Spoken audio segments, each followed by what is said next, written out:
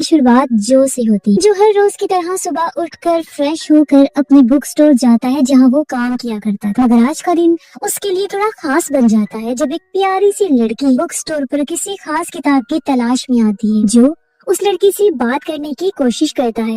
लड़की भी बहुत अच्छी आदत की थी और थोड़ी बहुत बातों में उनकी दोस्ती हो जाती है। लड़की अपना नाम ऐश बताती है और इसके बाद दोनों साथ में कॉफी पीने के लिए जाने लगते हैं। बातें करते करते जो ऐश के साथ एक सेल्फी भी लेता है ताकि वो अपने इन खूबसूरत पलों को और यादगार बना सके। अगले दिन जो हर रोज की तरह सुबह उठकर बाहर जाता है, आज वो अपने खास दोस्त से मिलने भी गया, जिसके बाद कैफे पर जाकर ऐश का इंतजार करने लगता है। तभी वो भी वहाँ पहुँच गई और दोनों एक दूसरे से मिलकर बहुत खुश होते हैं। बैठकर बातें करते वक्त जो ऐश से पूछता है कि तुम कौन सा काम करती हो, तब ऐश उससे बताने लगती। लेकिन इसी बीच हम हंटर नाम के एक आदमी को देखते हैं जो सड़क पर चलते फिरते लोगों को मार रहा होता है। ऐश जो को कुछ समझाने की कोशिश करती है कि तभी वहाँ हंटर आ जाता है और अपनी जेब से बंदूक निकालकर ऐश को गोली मार देता है, जिससे वो वही खत्म हो गई। जो एकदम से हैरान परेशान हो जाता है और हंटर का पीछा करने लगा, लेकिन अगले ही पल हंटर वहाँ से बड़ी अजीब तरह से गायब हो जाता है। इस हादसे के बाद जो बहुत दुखी हो चुका था और कई हफ्तों तक अपने फ्लैट से बाहर नहीं निकला होता, दिन ब दिन उसकी हालत और भी खराब होती जाती है। फिर एक दिन उसका दोस्त मिलने के लिए आता है, साथ में 2 कॉफी भी लाया। वो जो की खराब हालत देखकर बहुत परेशान होता है। जो भी कॉफी पीने की कोशिश करता है मगर खराब तबीयत की वजह से कॉफी का टेस्ट महसूस ही नहीं कर पाता और गलती से उसे जमीन पर गिरा देता है। उसका दोस्त बात करके उसके मन का बोझ हल्का करने की कोशिश करता है, मगर जो बात करने की हालत में भी नहीं था। उसे ऐश की बहुत याद आ रही। ये सब देखते हुए उसका दोस्त उसे अपनी कॉफी देकर कुछ खाने को कहता है और वहाँ से चला जाता है। उसी रात जो अचानक से उठकर अपने फ्लैट से बाहर निकलता है और आधी रात के वक्त बाहर से एक गन और कुछ गोलियां खरीद लेता है। कई घंटे गुजर चुके थे और अब सुबह हो गई। जो उस गन को अपने माथे से लगाकर खुद को खत्म करने की कोशिश करता है, मगर कई बार कोशिश करने के बावजूद उस गन से गोली नहीं निकल। जो उस गन को अपने सोफे पर जला देता है, मगर इस बार गन से गोली निकल जाती। जो के घर में मौजूद एआई असिस्टेंट पुलिस को कॉल करने वाली होती है, लेकिन जो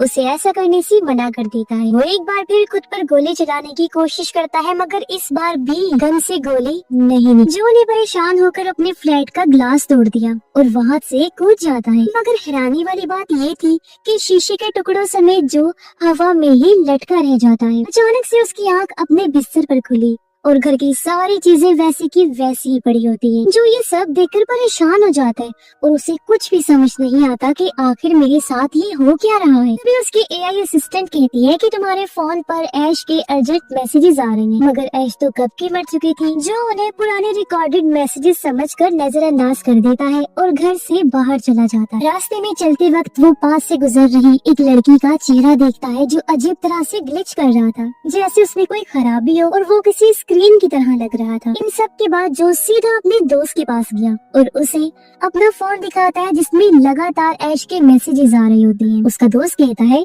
कि शायद ये मैसेजेस ऐश ने पहले से ही लिखे हों और शेड्यूल कर रखे हों, जो धीरे धीरे तुम्हारे पास आ रही हैं। शायद वो तुमसे कुछ कहना चाहती। अब उसका दोस्त कहता है कि तुम घर जाकर आराम से सारे मैसेजेस खोलकर देखो कि आखिर ऐसा क्या है इन मैसेजेस में। मगर लगातार आ रहे मैसेजेस को देखते हुए जो अपने एडवांस फोन से वहीं पर ही उसका मैसेज खोल कर देखता है। ये मैसेज एक वीडियो थी जिसमें ऐश उससे कह रही होती है कि अगर वो ये वीडियो देख रहा है इसका मतलब उसके साथ कुछ गलत हो चुका है और शायद वो दोनों दोबारा कभी भी ना मिल पाए। मगर एक आखिरी मदद है जो तुम मेरे लिए कर सकते हो। ऐश जो को कहती है कि तुम अपने बुक स्टोर पर जाओ जहाँ तुम काम किया करती थी और वहाँ रखी खास किताब को ढूंढो जिसमें मैंने तुम्हारे लिए खास मैसेज छोड़ा। इतना बताकर ऐश का भेजा हुआ वीडियो मैसेज खत्म हो जाता है।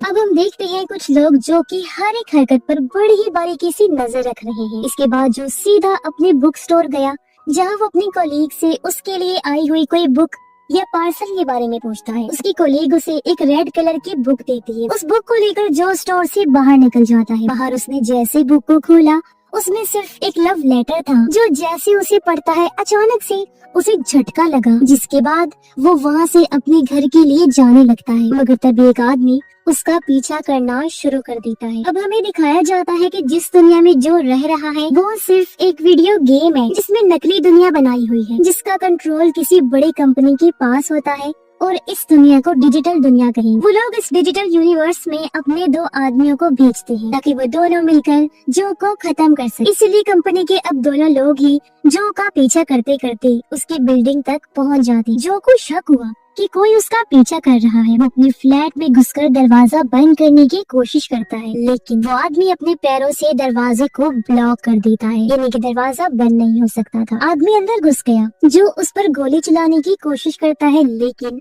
उसका निशाना चूक गया, इसीलिए वो टेबल के पीछे छुप जाता है। फिर एक और बार जो उस पर गोली चलाने की कोशिश करता है, मगर फिर से निशाना चूक गया। जो अब उस आदमी के सामने हार मान चुका था, मगर तभी उसकी हाथ खुद ब खुद गन को उस आदमी की तरफ चला देती है और इस बार वो मारा जाता है। इससे जो को ऐसा महसूस हुआ जैसे कोई मुझे कंट्रोल कर रहा है। फौरन ही वहाँ दूसरा आदमी पहुँच गया, मगर वो बहुत ही पास से जो पर हमला कर देता है। इतनी ताकत से ये वार हुआ कि जो के हाथ से गन छूट जाती है, मगर इसके बावजूद एक बार फिर जो कुछ बहुत ही खतरनाक मूव्स के साथ साथ लड़ता है और अगले ही पल उसे भी खत्म कर देता है, जबकि जो इतनी फाइटिंग स्किल्स लड़ने की महारतें नहीं जानता था। अब उन दोनों को निपटा कर जो वापस अपने फ्लैट में आता है, तभी उसे पीछे से एक आवाज पुकारती है जो ऐश की तरह लग रही है। वो पीछे मुड़कर देखता है तो उसके कमरे की स्क्रीन पर ऐश ही होती है, जो उस वक्त उसे वीडियो कॉल पर बात कर रही थी। उसी वक्त मरे हुए आदमी की लाशें भी वहाँ से गायब हो चुकी थी, मगर यहाँ जो बहुत कंफ्यूज्ड होता है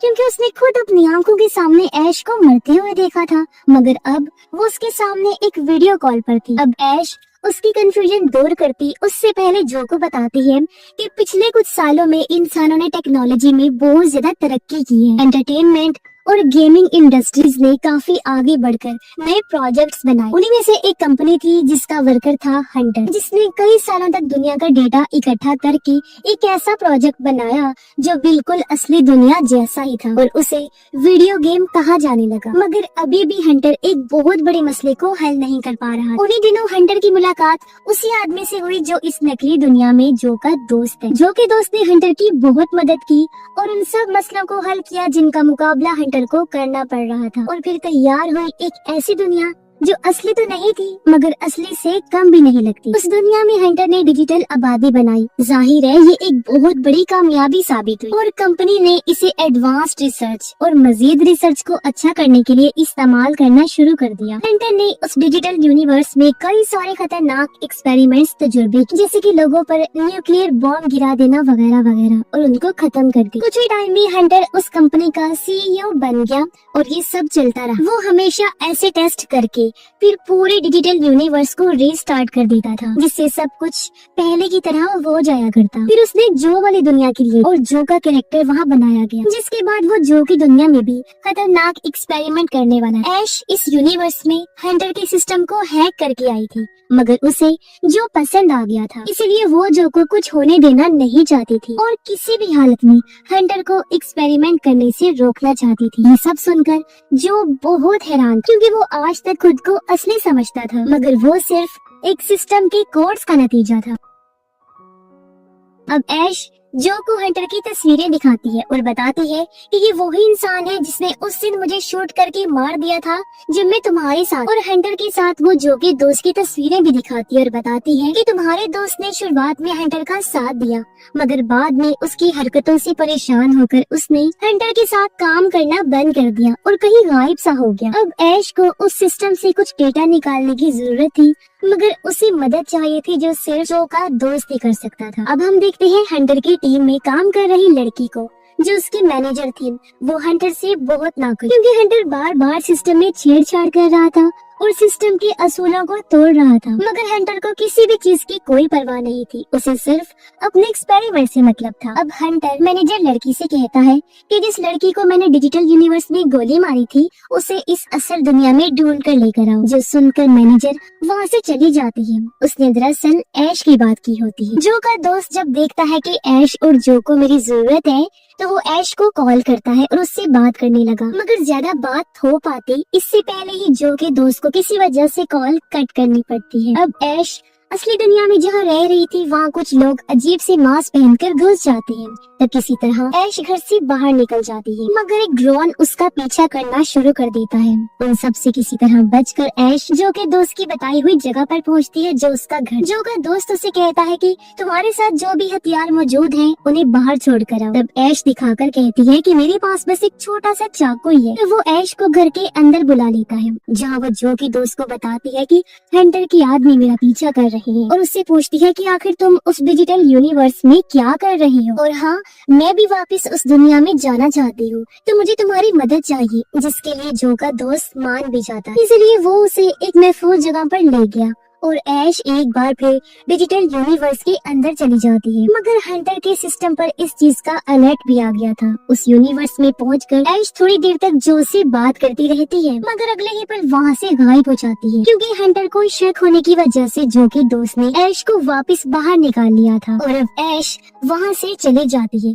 लेकिन वो मास्क वाले लोग अभी भी उसका पीछा कर रहे होते हैं। उधर जो भागता हुआ अपने दोस्त के पास मदद मांगने जाता है, तब उसका दोस्त उसे एक पेन ड्राइव पकड़ा कर एक लोकेशन का बताता है, जहाँ एक कंप्यूटर में ही पेन ड्राइव लगाने से इस दुनिया का सारा डेटा बैकअप हो जाएगा, जिससे अगर हंटर कोई एक्सपेरिमेंट करता भी है फिर भी वापस सब कुछ पहले जैसा हो पाएगा, कुछ भी बिगड़ेगा नहीं। लेकिन अगर उन्होंने जल्द से जल्द वो डेटा सर्वर पर अपलोड नहीं किया इनके सिस्टम पर, तो उन्हें किसी बड़ी मुश्किल का सामना करना पड़ सकता है। अब असल दुनिया में ऐश का पीछा कर रहे लोग उस पर हमला करना शुरू कर देते हैं, तब वो कहीं जाकर छुप जाती। वहीं दूसरी तरफ जो अपने घर से गन और गोलियां लेता है और अपनी एआई असिस्टेंट को उसकी आज तक की सारी मदद के लिए शुक्रिया कहकर वहाँ से निकल जाता है। अब ऐश उसका पीछा कर रहे आदमियों में से एक को पकड़ लेती है और बुरी तरह उसे पीटने लगी। उससे कोई खास जानकारी निकलवाने की कोशिश करती है, मगर वो कुछ भी नहीं बताता। और आगे जाने पर एक आदमी ऐश पर अचानक से हमला कर देता है, जिससे वो बेहोश हो गई। ऐश की जब आँख खुली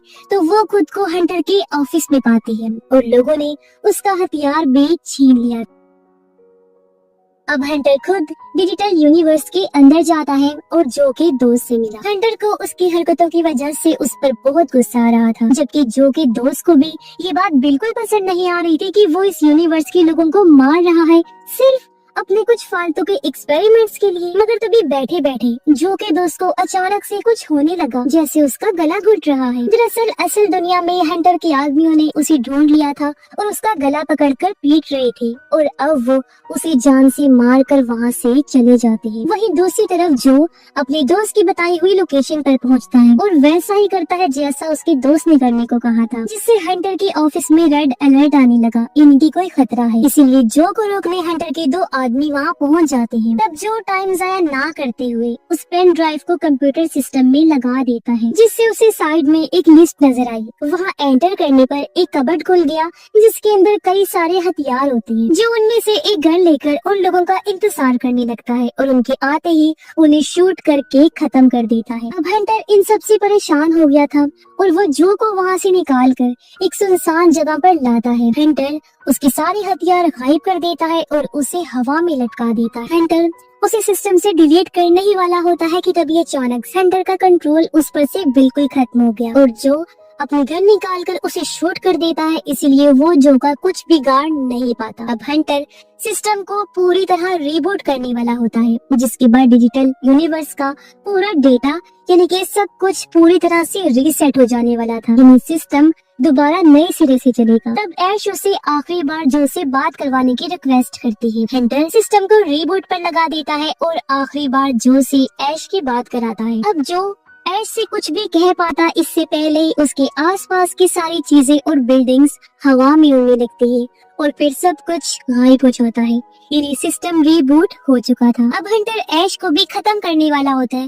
लेकिन तभी अचानक से जो के दोस्त की आवाज आई और वहाँ रखा ग्लोब बहुत तेजी से हिलने लगता है। फिर पीछे की स्क्रीन पर वो नजर आने लगा, जिसे देखकर हंटर बहुत हैरान हो जाता है। अब जो का दोस्त कहता है कि मुझे देखकर हैरत हो रही है कि मैं जिंदा कैसे हूँ। क्योंकि तुमने तो मुझे अपने लोगों के हाथों मरवा दिया था। दरअसल कई साल पहले जब मैंने उस प्रोजेक्ट को पूरा करने में तुम्हारी मदद की थी, तब मेरे दिए हुए कोर्स में डिजिटल यूनिवर्स के कई सारे लेवल्स छुपे हुए, जिनमें से एक में मैं जिंदा हूँ और एक में जो जिंदा। अब वहाँ रखे ग्लोब के अलग अलग छोटे हिस्सों से जो असल दुनिया में आ जाता है और ऐश को मरने से बचा लेता है। अब जो हंटर पर बहुत ज्यादा गुस्सा होता है। हंटर का आदमी जो को शूट करने की कोशिश करता है, मगर मैनेजर जो अब पूरी तरह हंटर से परेशान थी उन लोगों की मदद करती है और जो हंटर को कई गोलियां मार कर बिल्डिंग की छत से नीचे गिरा देता है और इस तरह आखिरकार उसका खात्मा हो गया। इसके बाद जो और ऐश एक दूसरे से मिलते हैं और फिर से साथ में हो जाते हैं। वो लोग डिजिटल यूनिवर्स में जाकर एक बार फिर जो के दोस्त से मिलते हैं। तीनों ही बहुत खुश थे क्योंकि अब इस यूनिवर्स को रिबूट करने वाला कोई नहीं था और जो क्योंकि कोड वाला कैरेक्टर है और मरने के बाद उसका दोस्त भी ऐसा बन गया है, तो वो लोग वादा करते हैं कि एक दूसरे से मिलते रहेंगे। और इसी के साथ ही इस फिल्म की कहानी भी यहीं पर खत्म